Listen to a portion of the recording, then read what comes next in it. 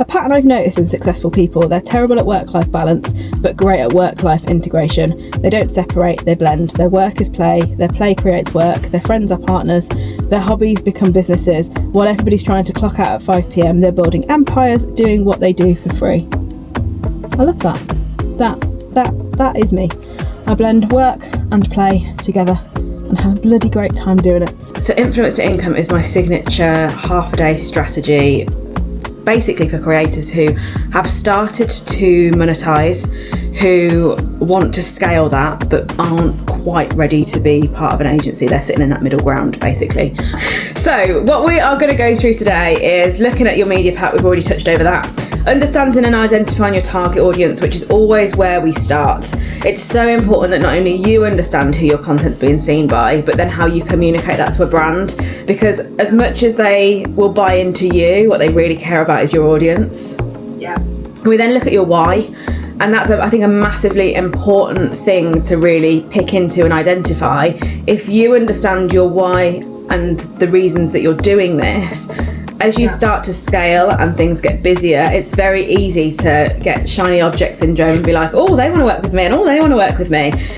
Two things: you'll either get burnt out because you're doing too much, and two, you could at risk alienating your audience because you're saying yes to things that potentially don't align with the reasons why you started the page in the first place.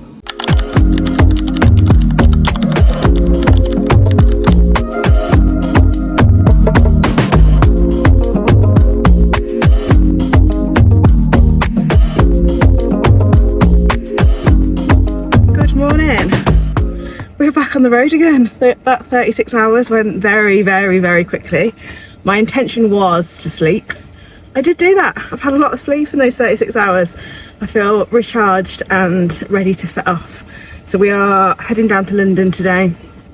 We are meeting with one of our new influencers, and we're going to do a strategy and onboarding session. She's actually flown in from Cyprus for this. She doesn't live in the UK, so that's very exciting. I feel very privileged that she's flown in to go and see us this week.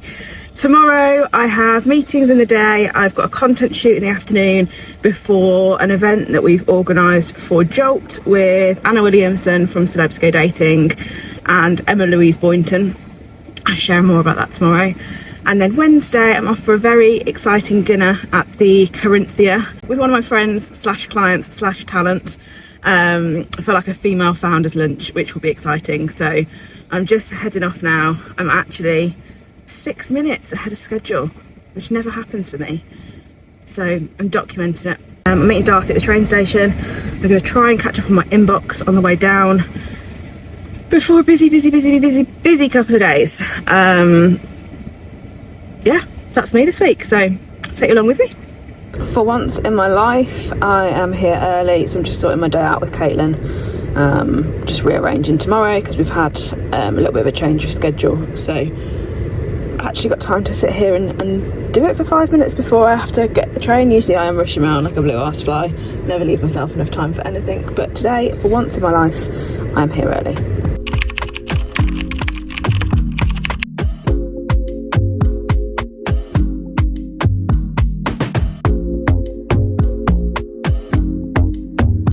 I was at an event last week with Grace Andrews, who was the former brand manager at the CEO. Talked to her very regularly before she started working. Yeah.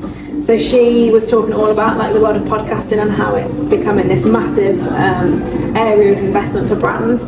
But what she said gives people the edge is if they can come up with a unique format. So she did one a couple of weeks ago. It was literally filmed in a pub. So if you can find a way to make it unique. Vicky Owens, who's also on our podcast, has called Business Class. They are sat on airplane seats. It wants to be something rather than you just sat in the corner of a room with a green tree behind you and some panelled wall. Yeah. Like you've got to find something that gives you an edge. So really start to put some thought into that. Yeah. With what it could be that makes yours different. Probably none. Until Do you follow a strategy for your stories? No. So the way that a lot of the creators now that we work with will position their stories is they'll have three main approaches. First one being reach.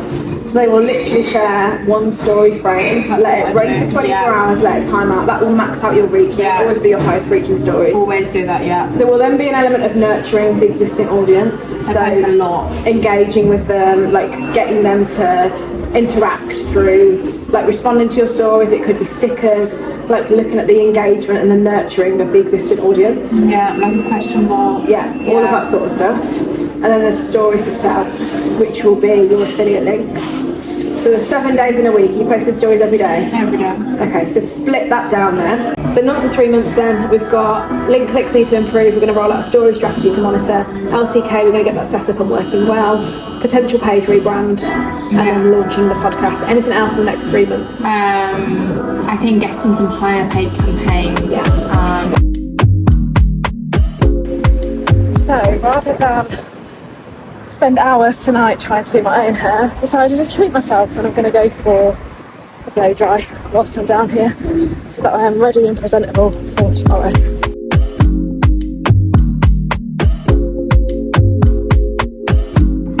I've got to give that guy credit where credit is due. I very rarely leave a hairdresser's and think you've done my hair exactly how I would do it myself.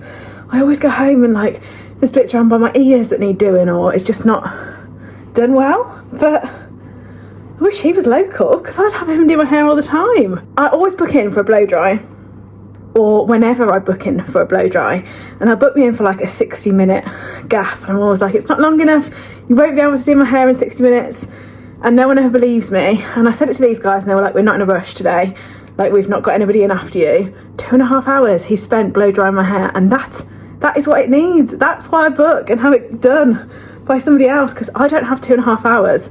Well, actually, if I was to do it like this, it would take me like double the amount of time, so I'd be here for like 5 hours, because I just have, as you can see, an awful lot of hair. But there we go. I'm now clocking back on. It's 5:45-ish, because our host for tomorrow's event just pulled out because she's not feeling very well, which is a real shame, but it's one of those things, isn't it? So I'm just going to check in. I haven't been on my email since 10 o'clock this morning from the train on the way down here, so I'm just going to sit and get through that for an hour, because tomorrow is equally as back to back as today is, and I know I'm not going to get time. So that's my plans for the night. So I've got to my hotel, I've put my pyjamas on, checked my emails, and I've just seen that my meeting tomorrow with a potential new client is at a private members club in Mayfair. There's no photography allowed. You can't even see the inside of this private members club because it's so exclusive. And I don't feel like I've brought the right clothes with me to wear. I think I'm going to have to get changed and go back out, which I wasn't planning on doing. Thank God Oxford Street is open till 10 o'clock. Because I'm not going to have time in the morning. So this vlog might turn into come shopping with me to try and find something to wear tomorrow. Let's see.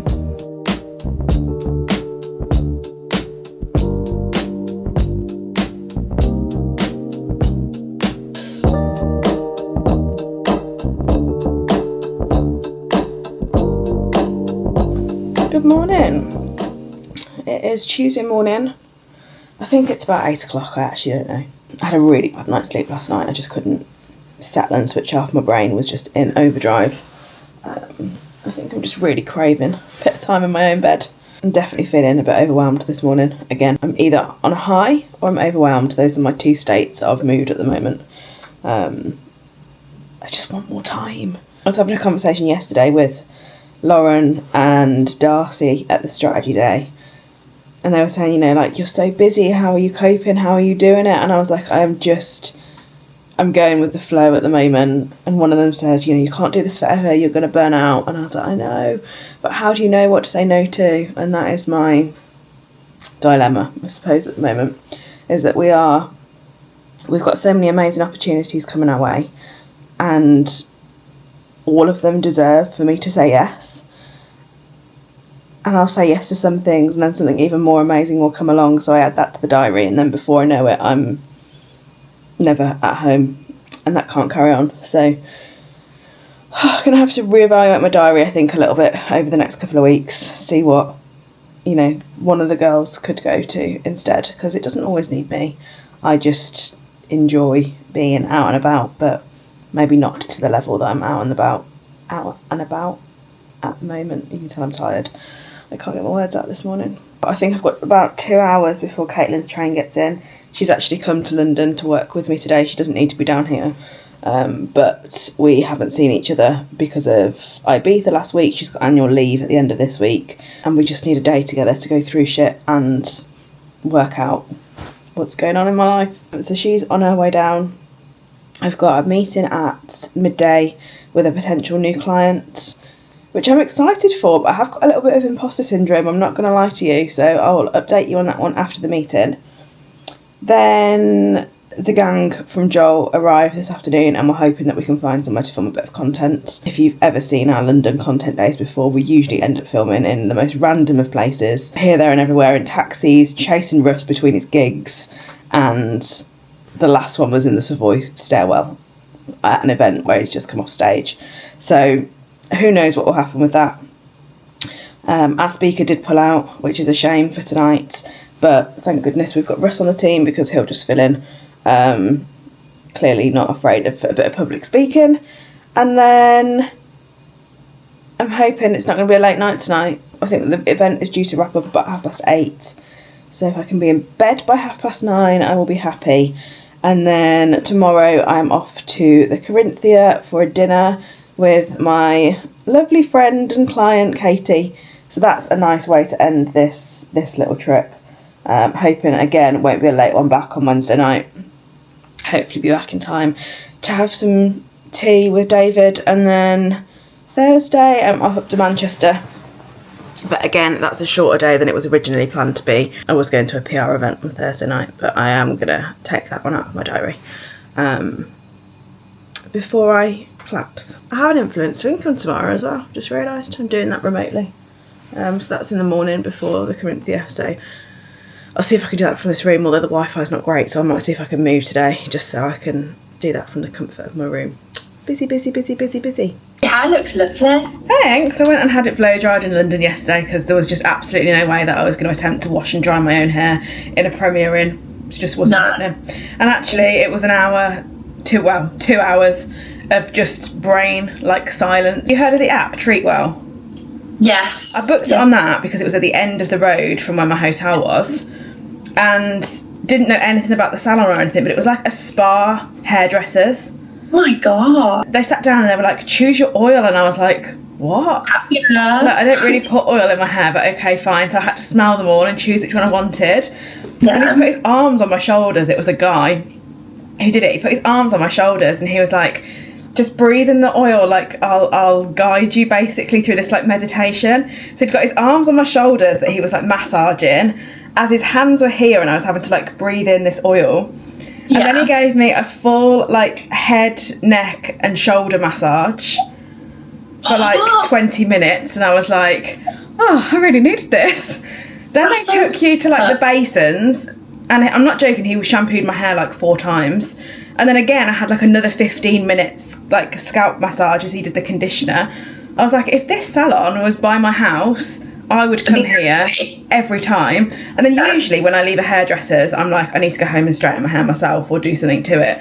I've done nothing to it. Like, this is how it left. Like, he understood thick hair and how to blow dry it. 5 stars for the guy. 5 stars.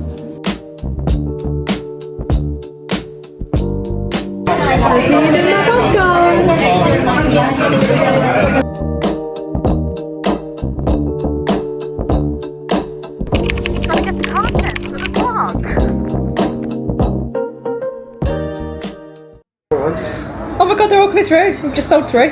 Oh my god. I love that. How exciting. With some interesting. Do you nod? We could. Yeah. I'm just going to move Emma's up just a little bit.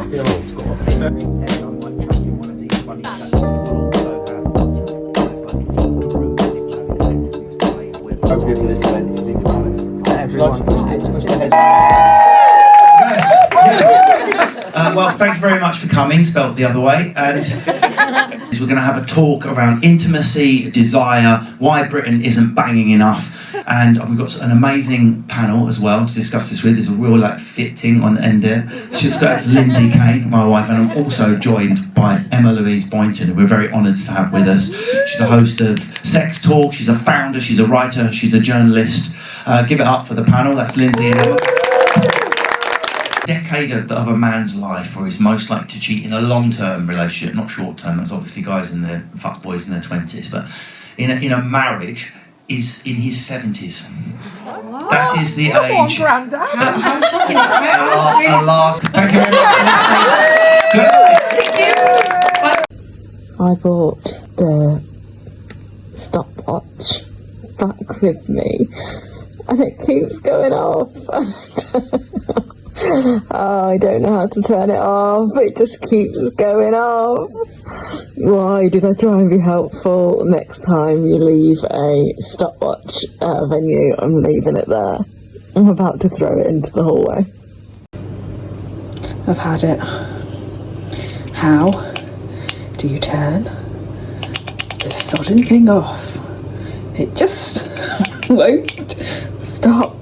Like, if that's going to go off at 6 AM in the morning, you can't take the battery out of it. It's going in the hallway. So that is a wrap. We are all done. Just got back to the hotel. Bra off is the best feeling after a long day, but also taking your makeup off. How cute is this little cleansing balm? It was given to me in a goodie bag, and I usually carry my massive pot around with me, and this is such a handy little size. And I seen them, it's bad English, isn't it? I saw them at the airport, so I picked up another one in the black cherry flavour, because they're so handy for travelling. One of my biggest travel hacks is I have a separate makeup bag and a separate toiletries kit. Never have to repack it again, just literally move it from one case to the next, and I rotate cases as well because I never fully unpack. I've probably got 3 semi-packed cases at home from recent trips. Maybe I should have just one case and it would make me unpack, but because I go from one trip to the next on the bounce so quickly, it's not always possible or feasible. So if you're like me and you're never at home, that is my little hack. But yeah, tonight was incredible. Some really good interaction and conversation. We launched online the new product at 5 o'clock, and it was really nice to be there as a team and watch all of the first orders coming in. And we've done a lot of like teasing and promo work in the lead up to this day to day with the product going live. So to see that like hard work pay off is amazing. I haven't debriefed you on my afternoon either, have I? So I went to meet the potential new client at a very swanky private members club. Definitely had a bit of imposter syndrome and what is my life walking in there.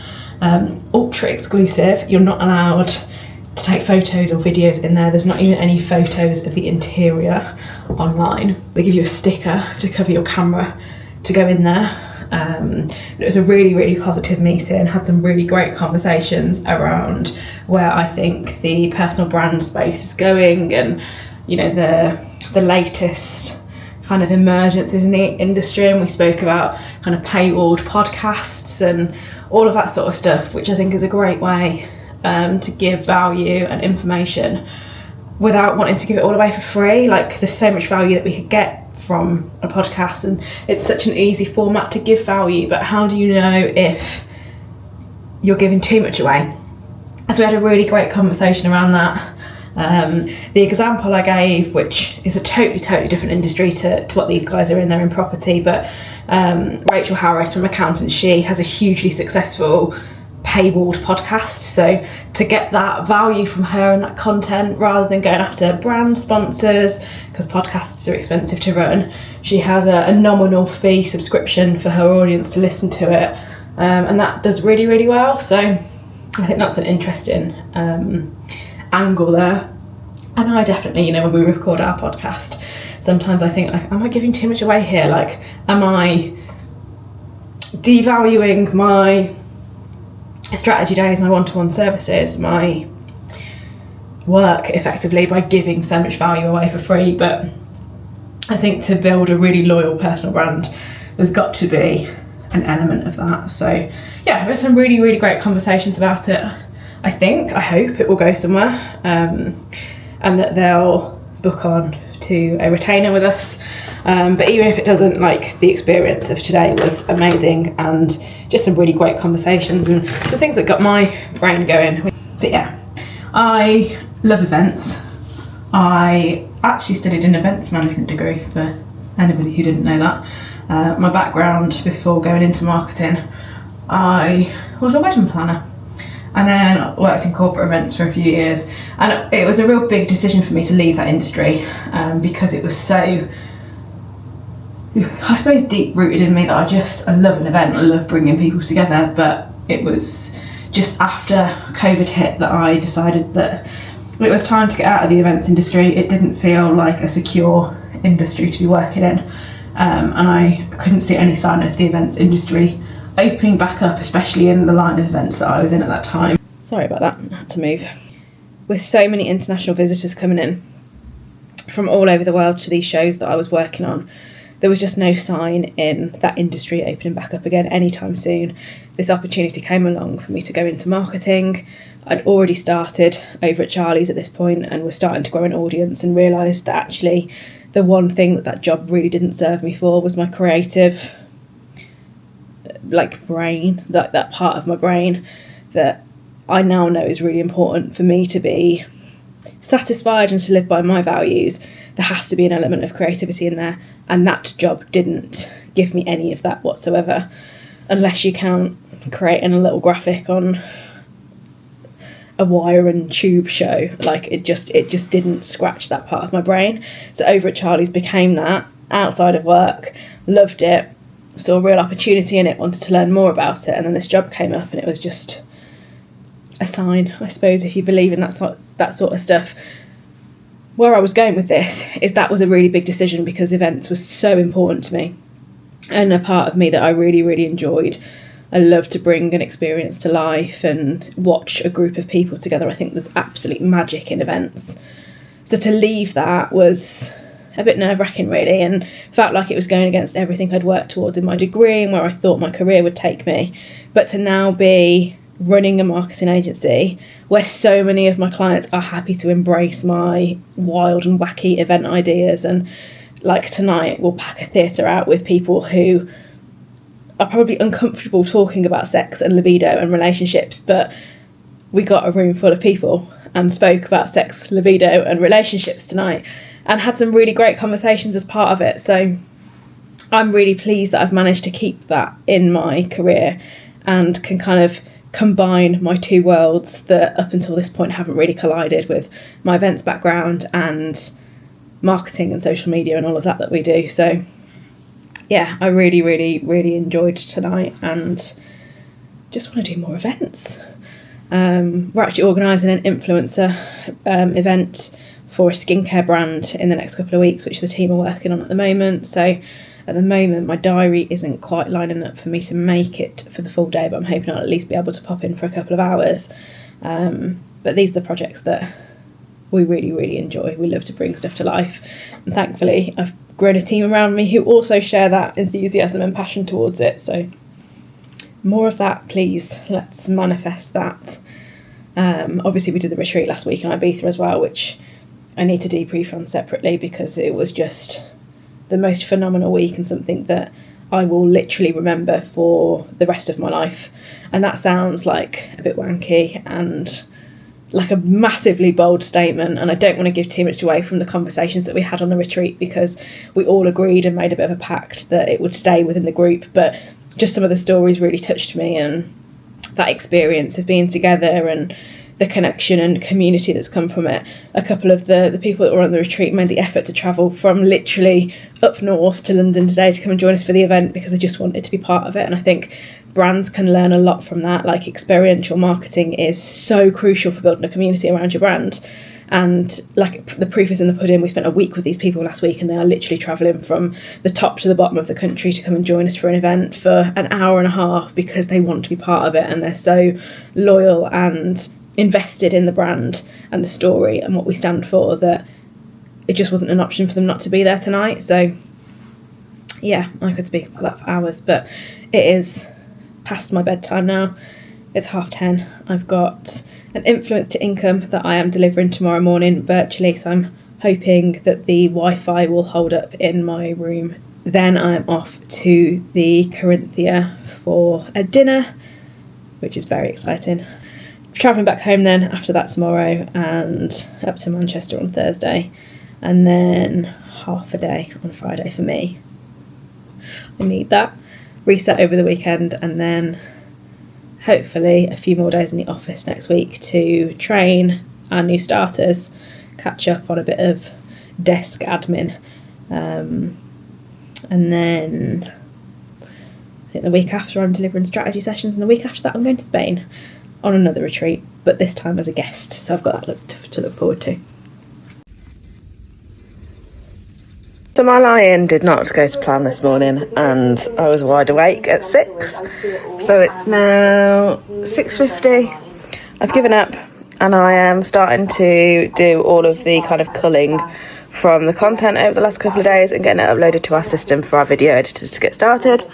I have got Grace Andrews on the TV, and I'm going to get started, and hopefully this means that when I am finished today at the event, I am finished for the day. So let's see how we get on. The most expensive bagel in the world has arrived just in time. I'm really hoping Wi-Fi is strong enough in here. Everything is packed. I didn't get a chance to do my makeup, so that's going to have to be a job as soon as this session is finished. I'm hoping that this lives up to its price tag, because £10 for a bagel. I'm never going to be a food creator. Oh, it's cold. Thought it might be warm. This week I was tackling my summer clothing because I am... Too much cream cheese for me, but it's all right. Right, so influence to income is my signature half-a-day strategy, basically for creators who have started to monetize, who want to scale that but aren't quite ready to be part of an agency. They're sitting in that middle ground, basically. So I'm working with Nisha today, who shares a lot of content around money and finances, helping you make money, helping you save money, and how you can, you know, the money that you save put towards having a better life, making memories with it, having fun with it. So I'm really looking forward to getting to know her a little bit better today. How are you? You okay? Yeah, good, thank you. How are you? I am good, thank you. I am coming to you from a hotel room in London this morning. You've been jet setting as well, haven't you? Yeah, I've been here, there and everywhere. So what we are going to go through today is looking at your media pack. We've already touched over that. Understanding and identifying your target audience, which is always where we start. It's so important that not only you understand who your content's being seen by, but then how you communicate that to a brand. Because as much as they will buy into you, what they really care about is your audience. Yeah. We then look at your why, and that's, I think, a massively important thing to really pick into and identify. If you understand your why and the reasons that you're doing this, as you start to scale and things get busier, it's very easy to get shiny object syndrome and be like, oh, they want to work with me, and oh, they want to work with me. Two things: you'll either get burnt out because you're doing too much, and two, you could at risk alienating your audience because you're saying yes to things that potentially don't align with the reasons why you started the page in the first place. Yeah. We'll look at brand alignment, we'll look at the benchmarks of what brands are looking for, we'll then look at how that all of this feeds into your portfolio that goes into your media pack. Mm-hmm. We'll look at the kind of insights and demographics and the key things that brands are looking for, bit of content strategy, bit of pitching guidance, and then some templates that will come over to you after this as well, so that you've got those to use. Keep me updated, like I want to know how it goes. Thank you so much. That's okay. Really any other questions before I love you and leave you? No, well, I just want to know where you're off today. Got anything exciting going on? I am off to the Corinthia now for a dinner with a travel company that one of my creators is speaking at. So, that's really nice. Amazing. Go and sort my hair out, put a bit of makeup on, and get there. It starts at 1 o'clock. So, thank you.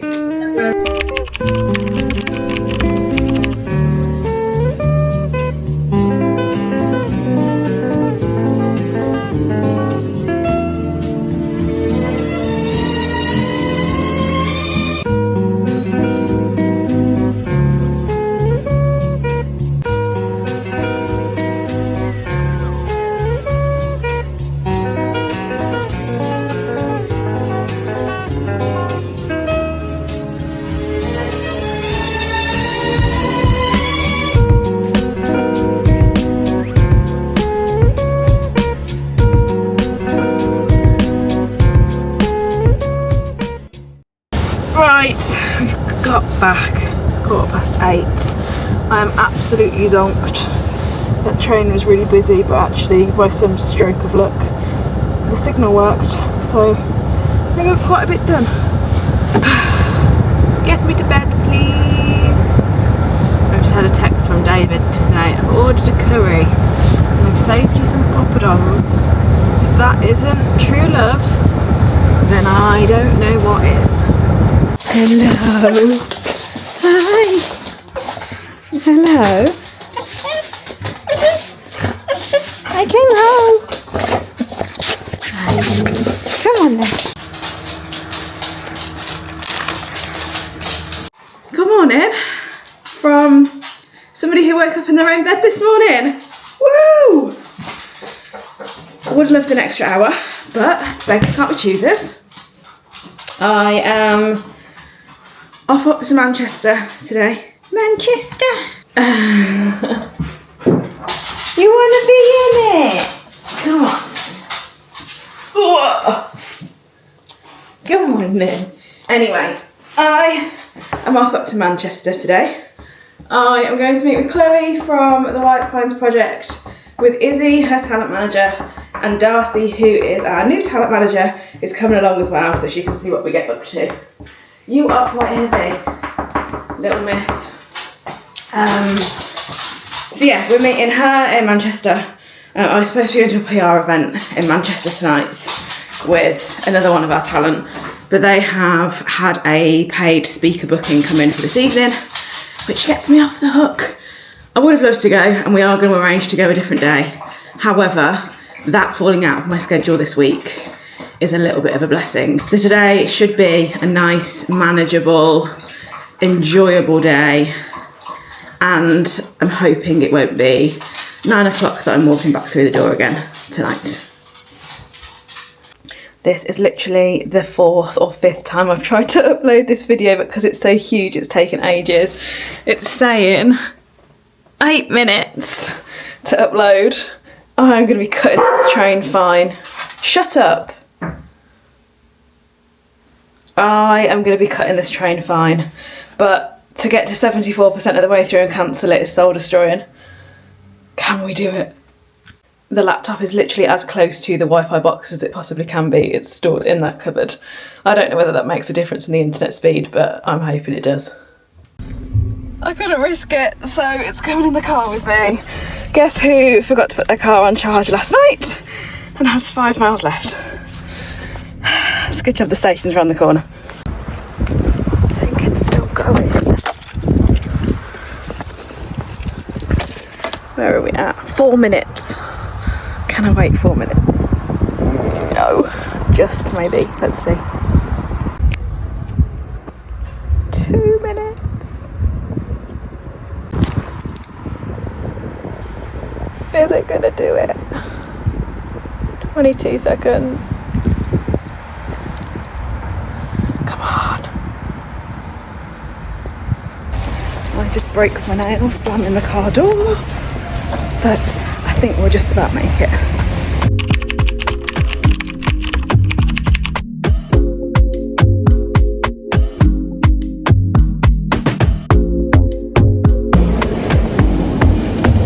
Good morning. Morning.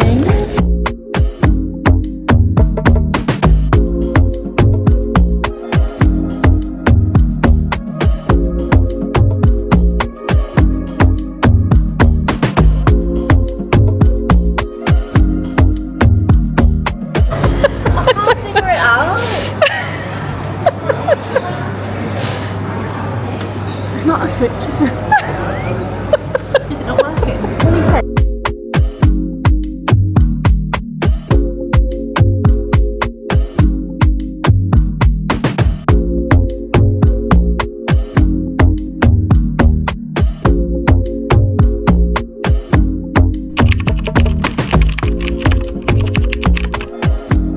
Hello, we're home at, what's the time? 6:15. That's good going for me. That is like an early finish after what the last couple of weeks have been like. I was going to say days, but oh dear. balance. You gonna balance? There you go. I love today. I really enjoy delivering strategy sessions. I like getting into the meat of goals and where people want to be and how we can make it happen. That's where my time is best spent, I would say. We spoke all about kind of content strategy, and Chloe has just left her job, which is always like the ultimate sign that we're doing something right, when people feel confident enough to leave employment to pursue this by themselves. We always joke and say it's the OAC effect, that our influencers leave their jobs, and we've put out like a jokey warning to people's employers before to be like, oh, if one of our creators works for you, start advertising their job. Like, it's a bit of a passing joke, but it is true. Like, the majority of our creators now have left jobs, whether that's full-time or part-time, to pursue content creation full-time, and that's an amazing thing to be able to see the journey that people have come on from, you know, the point where Chloe joined the agency and not having confidence or belief in herself, and she'll openly say like her confidence had massively been knocked, to now like quitting her job and having a really consistent earnings every month and a pipeline of opportunities ahead in front as well. So yeah, it's always nice to kind of reflect back at these sessions and see that we have managed to do what we set out to do. And we looked through our strategy sessions, goals, and we looked back through the goals that we set during the strategy session back in February when Chloe first joined the agency, and to see how many of those we've ticked off is just amazing. And there were some big ambitious goals in there, and we've done it. So yeah, it's always really rewarding to sit and go through that, and then obviously look for the next chapter at what the next stage of this journey is going to look like, set new goals, discuss, you know, what's gone well, what potentially hasn't felt quite as well aligned, but actually there wasn't a lot of that today, which is brilliant. We did a bit of a value session to understand what Chloe's personal values are, what drives her, what motivates her, and we spoke a lot about her dad and grief and things like that, which I always find quite comforting to talk through myself. You know, I've navigated my own grief journeys, unfortunately more times than I would like, but to have somebody else who gets it and have those conversations, and to be able to involve her dad's legacy in her strategy, and how she shows up online, and making sure that weaves into everything, I know is really important to Chloe, and therefore it's important to us. So yeah, I've loved today. Tried to do some work on the train on the way home and the signal was just non-existent.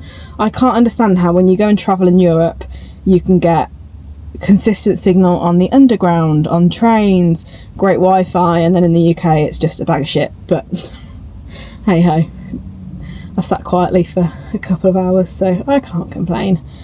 So yeah, I'm off home now. I am doing nothing this evening. Tomorrow, last day of the week, I have a morning of calls, and then I'm actually going out for lunch with a creator who I met, who I didn't realise was local. She booked to do an influence to income session, and genuinely it's one of the favourite sessions I've ever done. We just gelled immediately and hit it off, and then when I found out she was local, I was like, do you know what, we need to go out for dinner. So that's what we're doing. We are being ladies who lunch tomorrow, and we're going for a dinner out at the pub. And then I've got my lash appointment and my nail appointment, and when I was rushing this morning I managed to ping off half my nail, so they are well overdue. So that's my treat to myself tomorrow afternoon. And then I think, if I'm being realistic, the weekend is going to involve a fair few bits of work, but I've been gallivanting all over the place, and I can't say that the last few weeks have necessarily felt like work, so I don't mind doing that. I know that there are time periods where evenings and weekends need to involve work, and I'm okay with that. I'm more disciplined with it now than I was last year. November was a really difficult month for me. I hit burnout at the end of the month, after just doing too much and not having boundaries. So this year for me was all about taking some of the time back for me that I put in above and beyond last year, and getting better with my boundaries, and I have done that.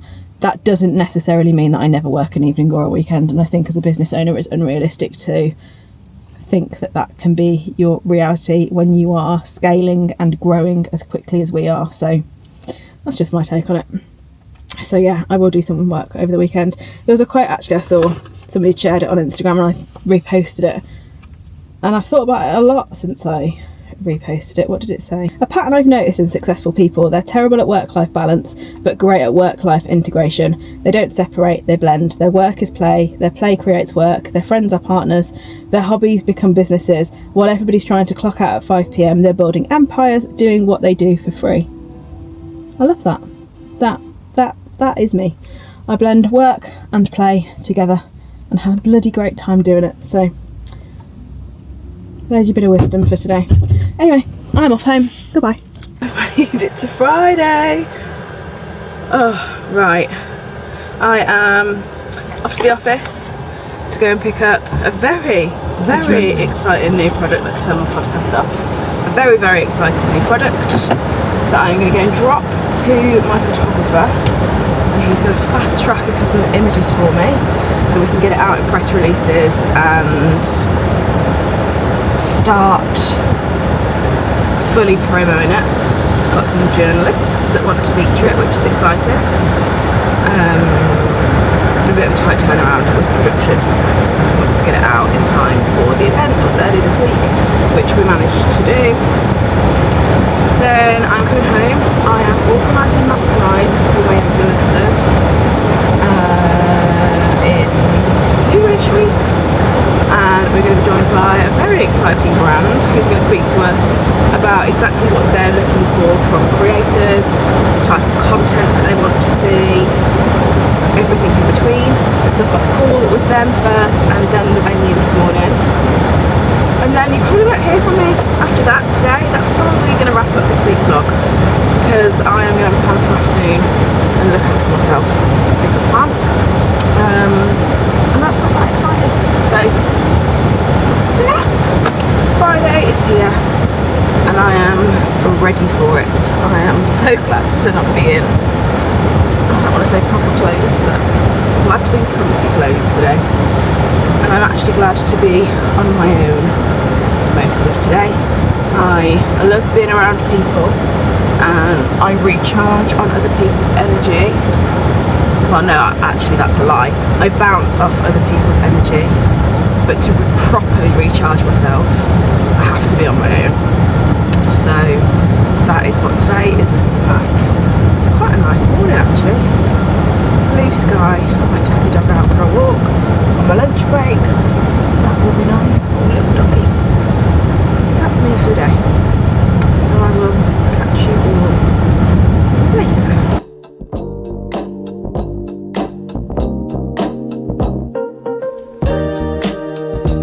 It looks like a bomb has gone off in here.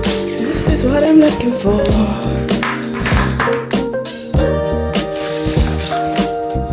Ta-da!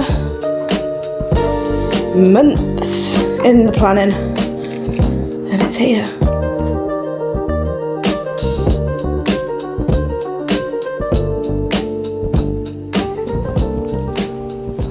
I just slept a full 12-hour night's sleep.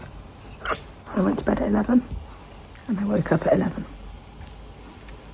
I'm winning this morning. It was nearly this afternoon.